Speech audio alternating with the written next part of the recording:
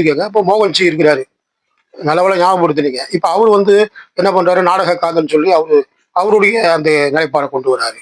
அதே மாரி பார்த்தீங்கன்னா, கொஞ்ச நாளைக்கு முன்னாடி பார்த்தேன், அவரு இயக்குனர் நம்ம தருண் கோபி சார் அவர்கள். அவர் ரொம்ப கோவமா ஒரு பேட்டி குடுத்திருந்தாரு. நானும் எடுப்பேன் படம் அப்படின்னு சொல்லியிருந்தாரு. இப்படி பார்த்தீங்கன்னா, முத்தையா போன்ற இயக்குனர்கள் எல்லாம் வந்து அந்த தேவர் சமுதாயத்தை சார்ந்த திரைப்படங்கள எடுக்குறாங்க. அப்ப என்னன்னு கேட்டீங்கன்னா, திரும்ப திரும்ப வந்து நான் சொல்ற விஷயம் என்னன்னா, சாதிய வந்து சொல்லாம இருக்க முடியாது. ஏன்னா நம்ம சமுதாயத்தோட அது பின்னி பிணைஞ்சு கிடக்குது. சாதி, இனம், மதம்லாம் பின்னி பிணைஞ்சு கிடக்குது. அது ஒண்ணும் அத எடுக்காம இருக்க முடியாது. ஆனா, அத வந்து நம்ம கருப்பொருளாக்கி, அத வந்து வன்மமாக்க கூடாதுன்னு தான் கருத்து. நான் சொல்றத எல்லாம் புரிஞ்சுக்கங்க. என்னன்னா, இப்ப வந்து நான் சொன்னேன் சாதி பெருமை. இப்ப பாரதி ராஜா சார் வந்து நெறைய பண்ணியிருக்கிறாரு. கிழக்கு சீமையில அது இதுன்னு பண்ணியிருக்கிறாரு. அதுல வன்மம் இருக்காது. அந்த சாதிக்குள்ள தான் அண்ணன், தம்பி, பங்காளி, பகையாளின்னு சொல்லி எல்லாம் பண்ணிட்டு அதுக்குள்ள இருந்து எல்லாம் டிராவல் ஆகும் கதை. அடுத்த சாதி மேல எந்த விதமான ஒரு குற்றச்சாட்டோ, அந்த கதாசிரியர்கள் வந்து எதுவும் பண்ணியிருக்க மாட்டாங்க. ஆனா, இப்ப என்ன கேக்குதுன்னா, தொடர்ந்து ஒரு குறிப்பிட்ட சாதி, பிற சாதிகள் மேல குற்றம் சாட்டிக்கிட்டே இருக்கிறப்ப, அவர்களுக்குள்ளார அது வன்மமா மாறுது. திரும்ப அது வன்மமா மாறுது.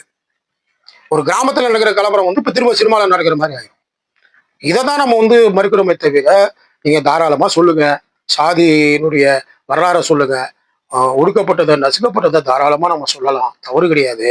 ஆனால், அது வந்து காழ்ப்புணர்வோடையும், வன்மமாகவும், அத வந்து பிற சாதிகளை குற்றச்சாட்டி, அவர்களை வந்து எதிர்க்கக்கூடிய மனநிலைமையை சமகாலத்து சமுதாயத்திற்கும், எதிர்காலத்து இளைஞர்கள் மத்தியிலும் செலுத்தக்கூடாது என்பது என்னுடைய ஆணித்தனமான ஒரு கருத்து. அந்த வகையில நாங்கள் முரண்படுகிறோம். மத்தபடி வந்து அவர்களுக்கும் எங்களுக்கும் எல்லாம் ஒண்ணுமே கிடையாது. எல்லாம் ஒண்ணுதான். நம்ம எல்லாம் ஒண்ணுதான். நாங்கெல்லாம் முத தலித் இலக்கியத்துல அவ்வளவு தூரம் வந்து டிராவல் ஆயிருக்கிறோம். அவ்வளவு தூரம் காரியங்கள் செஞ்சிருக்கிறோம். தலித் கலை விழாக்கள் பங்கு பெற்றுக்கிறோம், நடத்தியிருக்கிறோம். அதனால வந்து எல்லாமே சக பயணிகள் தான். ஆனா என்ன வந்து என்ன கேட்டீங்கன்னா, இது ஒருவேளை வந்து ரஞ்சித் அவர்களும், மாரி செல்வராஜ் அவர்களும் அவர்கள் அரசியல் இயக்கமாக இதை கொண்டு வரலாம். சினிமாவை வைத்து ஒரு அரசியல் ஏற்கனவே சொன்ன தவறு கிடையாது. மாற்ற விரும்புகலாம். அப்படின்றப்ப வந்து பாக்குறீங்க, இப்ப சினிமா உலகம் வந்து பாத்தீங்கன்னா அதுக்கு ஏற்ற தளம் அல்ல என்பது என்னுடைய கருத்து. என்னன்னா, சினிமாவை வைத்து நீங்கள் அரசியலுக்கு வருவது என்பது உங்களுக்கே தெரியும். நடிகர் விஜயாக இருக்கட்டும், அது எம்ஜிஆர் ஐயா அவர்கள், கலைஞர் ஐயா அவர்களை தவிர வேற யாருக்கும் அது சாத்தியம் கிடையாது. நடிகர் சிவாஜி அவர்கள் கட்சி துவங்கி தோத்து போனாரு.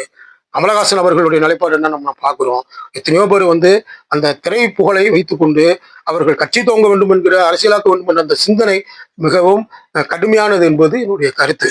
எனவே நான் வந்து திரும்ப திரும்ப சொல்றேன், ஏன் மாரி செல்வராஜர் அவர்கள் மீதும் ரஞ்சித் அவர்கள் மீதும் தொடர் குற்றச்சாட்டு வருவதற்கு அவர்கள் சாதியை தூக்கி பிடிக்கிறார்கள் என்ற ஒரு குற்றச்சாட்டு இருக்கிறது.